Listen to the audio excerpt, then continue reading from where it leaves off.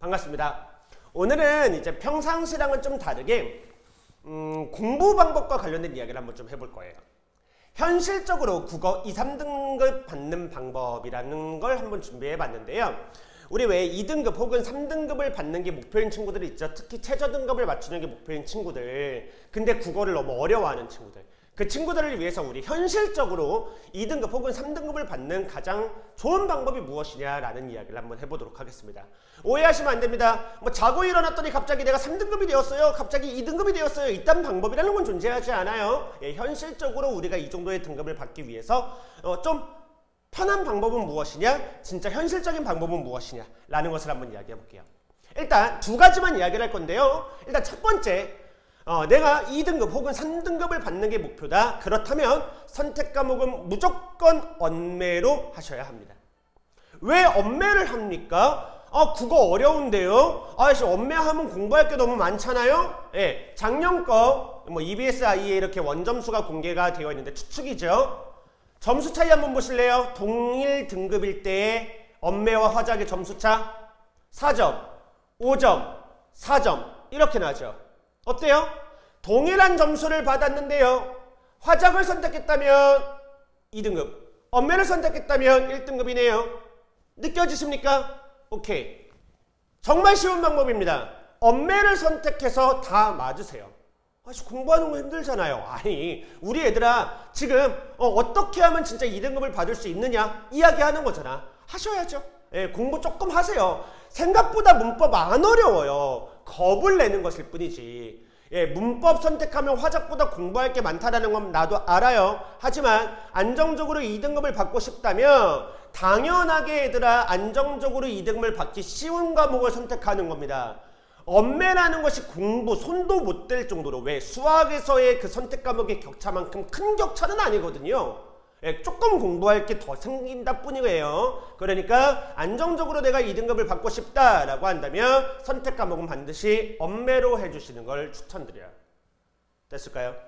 두 번째, 비문학 한 지문은 버려라. 예, 과감하게 버리세요.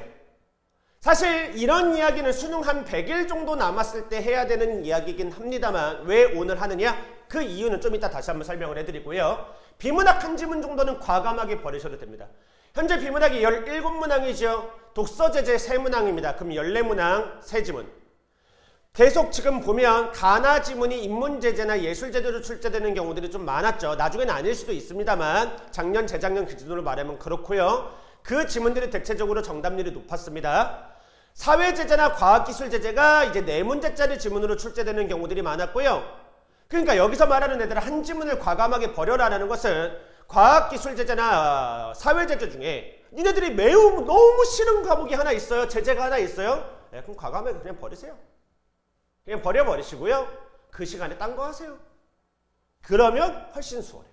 다시 얘들아, 4문제라 그랬죠? 4문제면 보통 2점짜리 3문항에 3점짜리 1문항에서 총 9점짜리입니다. 어때요? 한 지문 버렸다고 쳐볼까요? 한 지문 버렸다고 쳐보자. 9점 깎여요. 9점 깎입니다. 2등급 보세요. 9점 깎여요. 9점. 그것만 틀리는 거 아니잖아요. 그거 이외에도 틀리지 않을까요? 시험의 난이도에 따라서요. 시험이 너무 어려우면 그거 이외에도 틀릴 수는 있긴 하죠. 그러니까 얘들아 89점을 내가 다시 할게요. 한 점은 통으로 버렸어요. 91점이죠? 어때요? 넉넉하잖아요. 몇 개 더 틀려도. 이건 하나밖에 안 되지만. 왜? 시험이 쉬웠으니까. 저는요 3등급이 꿈이에요. 3등급이 목표예요. 이건 좀 나쁜 말이긴 한데 2지문 버리세요. 2지문. 2지문이라고 하면 16점 날아갑니다. 왜냐하면 8문제인데 그 중에서 한 문제는 어휘 문제거든요. 어휘 문제는 맞추겠죠. 그럼 7문제 16점입니다. 16점 84점이네요. 84점. 어때요? 느껴져요? 보세요. 한 지문을 버린다는 게 어떤 의미냐면요. 시간을 정말 다른 지문에 널널하게 쓸 수 있다는 소리예요. 언매 15분 푼다고 쳐보죠. 독서제재 3문항 이거 5분 안 걸려요. 문학 17문항 이거 30분이면 쓸 거거든요. 이런 식으로 시간을 배분한다고 치면 30분이 남아요. 30분에 2지문 풀어보세요. 야, 30분에 세 지문을 풀려고 하면 빠듯하죠. 그러니까 얘들아, 비문학이 원래 35분에서 35분 정도는 남겨줘야 여유롭거든요. 예, 비문학에서 35분 정도는 남겨줘야 여유로운 겁니다. 예, 이거 빼고서라도. 근데 두 지문 30분은 진짜 놀라죠. 한 지문 30분은요? 이거는 그냥 필사도 가능하겠는데요? 어때요? 확 부담이 줄어요. 다시, 그러니까 내가 진짜 고등급이 아니라 1등급이 아니라 높은 점수가 아니라 2등급 혹은 3등급 정도를 원한다라고 한다면 한 지문 정도는 실제 수능에서는 과감하게 버리는 전략을 선택하는 것도, 특히 니네가 제일 싫어하는 제자를 버리는 전략을 선택하는 것도 나쁘지 않습니다. 그러면 공부하지 말까요? 예, 여기서 이제 이 이야기를 지금 해드리는 이유는 뭐 때문이냐면, 혹시 핵심을 아시겠습니까?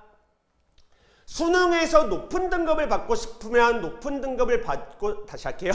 수능에서 높은 등급을 받고 싶으면요, 핵심이 되는 것은 무엇이냐? 여기를 다 맞는 겁니다.